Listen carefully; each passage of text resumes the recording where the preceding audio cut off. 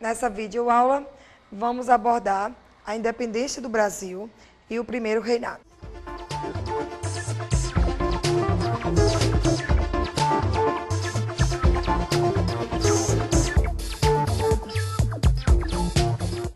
Na nossa aula anterior, nós vimos que Napoleão Bonaparte, ele dominou a Europa. E esse domínio vai ter repercussões em relação à nossa história. Por quê? Porque Napoleão Bonaparte, como vimos, impôs o bloqueio continental. Esse bloqueio vai ser assim essencial para a família real se deslocar para o Brasil. Por que que a família real veio para o Brasil? Fugindo das tropas de Napoleão, isso é fato. Mas o que levou eles a fazerem isso? Primeiro nós vimos que a família real dependia, na verdade, Portugal em si, dependia da Inglaterra em questões econômicas, porque Portugal nunca teve interesse de investir em manufaturas. Então mantinha essa relação, esse jogo de comércio com os ingleses. Com o bloqueio continental, o que vai acontecer? A Inglaterra, vendo-se prejudicada, faz então um acordo, dá a solução para que a família real se desloque para o Brasil. Então, qual o interesse da Inglaterra? Lógico que abrir mercados consumidores na América. Enquanto isso, Portugal fugia das tropas de Napoleão e aí atendia realmente os interesses da corte, que era quem estava pressionando para que Dom João, governando em nome da mãe, tomasse essa atitude.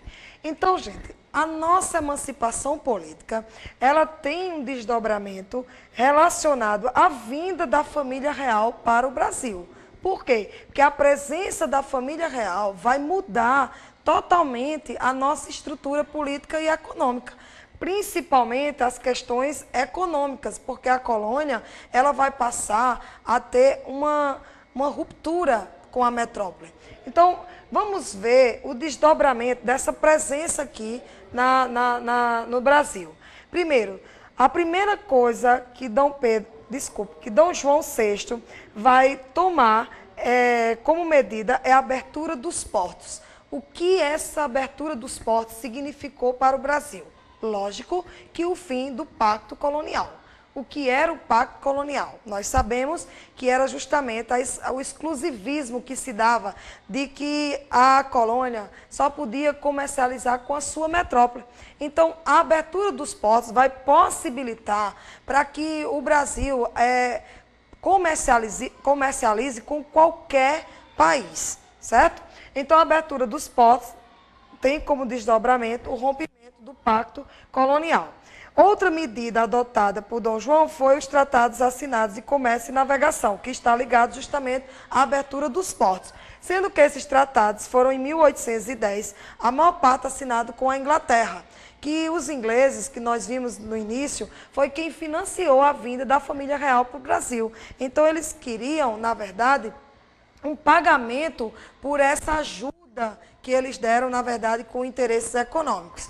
Então, os tratados davam o monopólio do comércio do Brasil exclusivamente para os ingleses. Por quê? Porque os ingleses eles pagavam uma taxa bem menor em relação aos demais países da Europa e em relação até mesmo às manufaturas aqui produzidas no Brasil. Ou seja, o Brasil vai ser entregue assim, totalmente às mercadorias inglesas.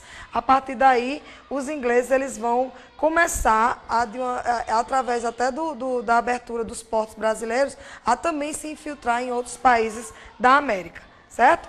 Então, vamos lá. Nós sabemos que o tempo é curto, a gente vai dar uma prioridade àquilo que é mais importante para o processo de independência do nosso país.